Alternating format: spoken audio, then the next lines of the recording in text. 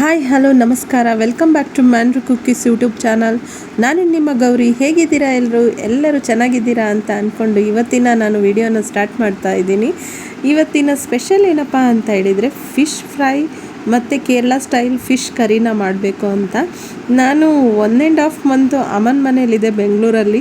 ಅಲ್ಲಿಂದನೇ ನಾನು ಕೆಲವೊಂದು ವಿಡಿಯೋನ ಹಾಕಿದ್ದೀನಿ. ನನಗೆ ಡೈಲಿ ವ್ಲಾಗ್ ಮಾಡೋದಕ್ಕೆ ಆಗ್ತಾ ಇರಲಿಲ್ಲ. ಈಗ ನಾನು ನನ್ನ ಮನೆಗೆ ರೀಚ್ ಆಗಿದ್ದೀನಿ. ನನ್ನ ಮನೆಗೆ ಬಂದು ನಾನು ಫಸ್ಟ್ ವಿಡಿಯೋನ ಮಾಡ್ತಾ ಇದ್ದೀನಿ. ಎಲ್ಲರೂ ನೋಡಿ, ಎಲ್ಲರೂ ನನ್ನ ವಿಡಿಯೋ ನೋಡೋದಕ್ಕಿಂತ ಮುಂಚೆ ಫಸ್ಟು ಲೈಕ್ ಮಾಡಿ, ಶೇರ್ ಮಾಡಿ, ಸಬ್ಸ್ಕ್ರೈಬ್ ಮಾಡಿ. ಎಲ್ಲರೂ ಯಾರ್ಯಾರು ನನ್ನ ಚಾನಲ್ಗೆ ಸಬ್ಸ್ಕ್ರೈಬ್ ಆಗಿಲ್ವೋ ಅವರೆಲ್ಲರೂ ಕೂಡ ಸಬ್ಸ್ಕ್ರೈಬ್ ಮಾಡಿ.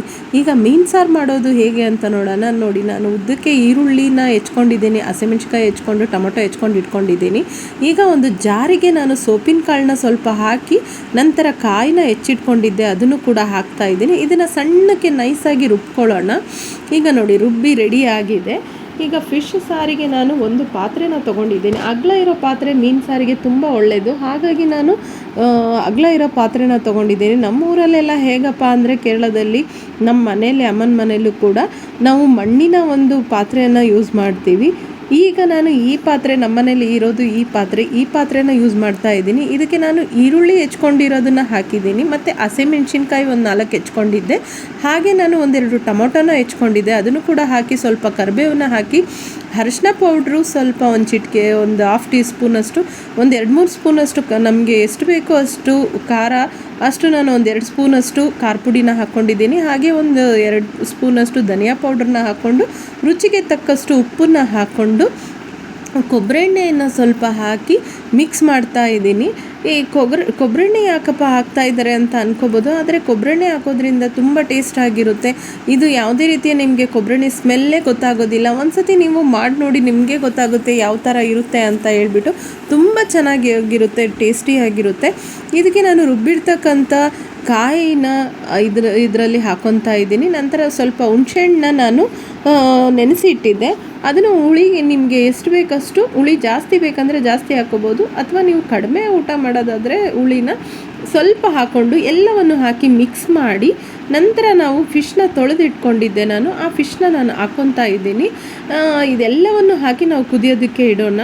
ಇದೇನಪ್ಪ ಮೀನು ಒಡೆಯೋದಿಲ್ವಾ, ಎಲ್ಲ ಜೊತೆಯಲ್ಲೇ ಹಾಕ್ತಾ ಇದ್ದಾರೆ ಅಂತ ಅನ್ಕೋಬೋದು, ಆದರೆ ಮೀನು ಒಡೆಯೋದಿಲ್ಲ. ತುಂಬ ಚೆನ್ನಾಗಿ ಎಲ್ಲ ಉಪ್ಪು ಖಾರ ಎಲ್ಲ ಹಿಡಿಯುತ್ತೆ, ತುಂಬ ಚೆನ್ನಾಗಿರುತ್ತೆ. ನೀವು ಒಂದ್ಸತಿ ಈ ಥರ ಟ್ರೈ ಮಾಡಿ, ಟೇಸ್ಟಿಯಾಗಿರುತ್ತೆ. ಈಗ ನಾನು ಇದನ್ನು ಫಿಶ್ ಫ್ರೈ ಮಾಡೋಣ ಅಂತ ಹೇಳ್ಬಿಟ್ಟು, ಇದು ಮತ್ತಿ ಮೀನನ್ನ ತೊಗೊಂಡಿದ್ದೀನಿ. ಇದನ್ನು ತೊಳೆದು ಇಟ್ಕೊಂಡಿದ್ದೆ ನಾನು, ಚೆನ್ನಾಗಿ ತೊಳೆದ್ಬಿಟ್ಟು ಈಗ ನಾನು ಫ್ರೈ ಮಾಡೋದಕ್ಕೆ ಉಪ್ಪು ಖಾರ ಹಿಡೀಲಿ ಅಂತ ಹೇಳಿ ಆ ಮೀನನ್ನ ಸೀಳ್ತಾ ಇದ್ದೀನಿ. ಮೇಲೆ ಒಂದೊಂದು ಲೈನ್ ಹಾಕಿದರೆ ಉಪ್ಪು ಖಾರ ಚೆನ್ನಾಗಿ ಹಿಡಿಯುತ್ತೆ, ಹಾಗೆಯೇ ಅದು ರೋಸ್ಟ್ ಕೂಡ ಚೆನ್ನಾಗಾಗುತ್ತೆ. ಹಾಗಾಗಿ ನಾನು ಈ ಥರ ಸೀಳ್ತಾ ಇದ್ದೀನಿ. ನೋಡಿ, ಈಗ ಇದೆಲ್ಲವನ್ನು ನಾನು ತೊಳೆದಿರೋದಕ್ಕಂಥ ಮೀನನ್ನು ಎಲ್ಲವನ್ನು ನಾನು ಆ ಥರ ಕಟ್ ಮಾಡ್ಕೊಂಡು ಇಟ್ಕೊಂಡೆ. ನಂತರ ಒಂದು ಪಾತ್ರೆಗೆ ನಾನು ಒಂದು 3-4 ಸ್ಪೂನಷ್ಟು ಖಾರ ಪುಡಿನ ಹಾಕ್ಕೊಂಡಿದ್ದೀನಿ. ಮೀನು ಜಾಸ್ತಿ ಇರೋದ್ರಿಂದ ನಾನು ಖಾರ ಪುಡಿನ ಜಾಸ್ತಿ ಹಾಕ್ಕೊಂಡಿದ್ದೀನಿ. ಹಾಗೆ ಒಂದು 1/2 ಟೀ ಸ್ಪೂನಷ್ಟು ಅರಿಶಿನ ಹಾಕ್ಕೊಂಡಿದ್ದೀನಿ. ಮತ್ತು ಉಪ್ಪು ಎಷ್ಟು ಬೇಕಷ್ಟು ನೋಡಿಕೊಂಡು ನೀವು ಉಪ್ಪು ರುಚಿಗೆ ತಕ್ಕಷ್ಟು ಹಾಕ್ಕೊಳ್ಳಿ. ನಾನೊಂದು 1.5 ಸ್ಪೂನಷ್ಟು ಉಪ್ಪನ್ನ ಹಾಕ್ಕೊಂಡಿದ್ದೀನಿ. ನಂತರ ಸ್ವಲ್ಪ ಹುಣಸೆಹಣ್ಣು ರಸ ಇತ್ತಲ್ವಾ, ಅದನ್ನೇ ಹಾಕ್ಕೊತಿದ್ದೀನಿ. ಹಾಕಲಿಲ್ಲ ಅಂದ್ರೂ ನಡೆಯುತ್ತೆ, ತುಂಬ ಚೆನ್ನಾಗಿರುತ್ತೆ. ಹುಳಿ ಬೇಕು ಅಂತಲೇ ಏನೂ ಇಲ್ಲ. ನಾನು ಸ್ವಲ್ಪ ಇರೋದ್ರಿಂದ ಹುಣಸೆಹಣ್ಣಿನ ರಸ ಹಾಕ್ಕೊಂಡಿದ್ದೀನಿ.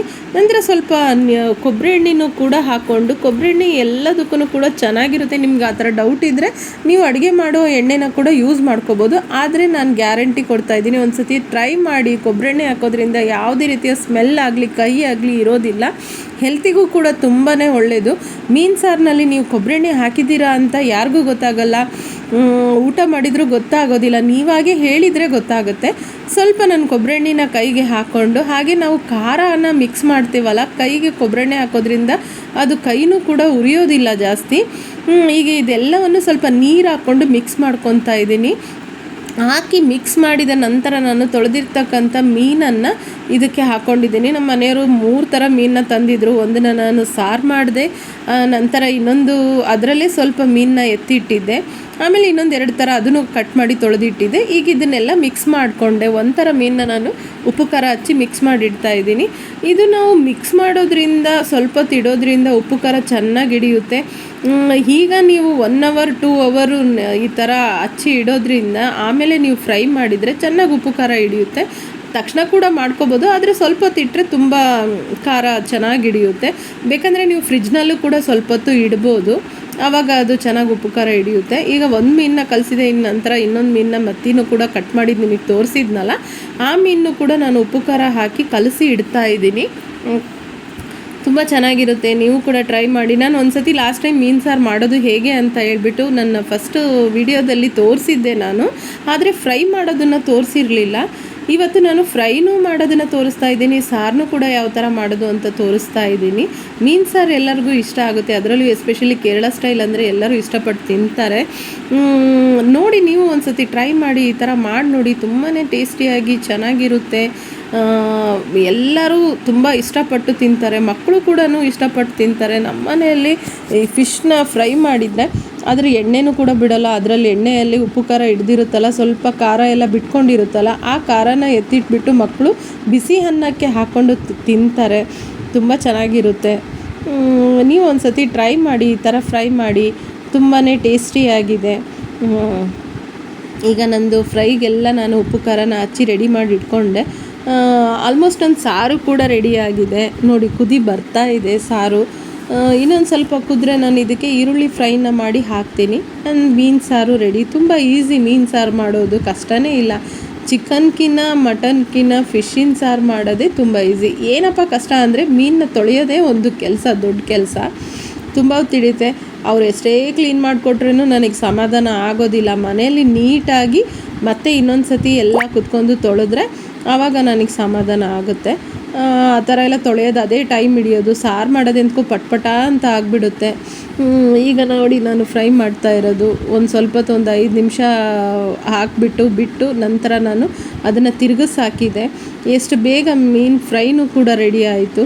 ಈಗ ನಾನು ಸಾರಿಗೆ ಒಗ್ಗರಣೆ ಮಾಡೋಣ ಅಂತ ಹೇಳ್ಬಿಟ್ಟು, ಇದಕ್ಕೇನು ಇಲ್ಲ, ಸಣ್ಣಕ್ಕೆ ಈರುಳ್ಳಿನ ಒಂದು ಅರ್ಧ ಈರುಳ್ಳಿನ ತೊಗೊಂಡು ಸಣ್ಣಕ್ಕೆ ಹೆಚ್ಕೊಂಡು ಇಟ್ಕೊಂಡಿದ್ದೆ.